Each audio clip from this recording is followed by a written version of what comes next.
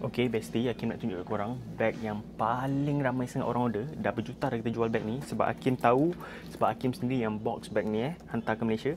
So korang boleh tengok ni, ini adalah dome crossbody. Yang ni memang very lah kan. Macam tu lah kalau korang selalu tengok kan, kita jual bag ni memang ramai sangat dah order. And bag ni memang sangat versatile lah. Korang nak dress up atau dress down ataupun just casual simple outfit macam Hakim pakai sekarang pun boleh. And bag ni bag perempuan tapi kalau tak kisahlah kalau korang macam Hakim kan, okey je pakai bag ni. Kita zaman sekarang 2025 kot kan, come on lah kan. So okay, kalau korang nak yang ni, bag ni Hakim really recommend sebab dia pakai cross grain leather. So cross grain leather ni memang jenis yang senang jaga lah.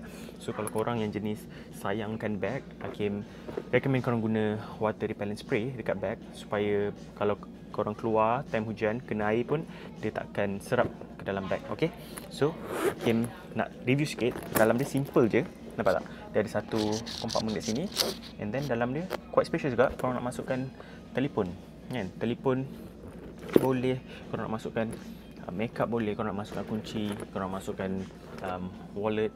Tapi Hakim rasa kalau long wallet InsyaAllah boleh muat. Hakim tak sure lah, korang baca description bawah lah kalau nak tahu long wallet boleh muat ke tak, sebab Hakim tak dapat nak tunjuk sekarang. Okay, so yang ni Hakim recommend korang check out cepat. Kalau nampak dekat bag kuning kita, terus check out sekarang juga. Sebab kalau korang lambat, dia akan terus sold out. Sebab yang ni memang best seller and ramai sangat suka benda ni. Bukan saja dekat sini, tapi dekat Malaysia pun ramai gila yang kalau kita restock je, confirm habis.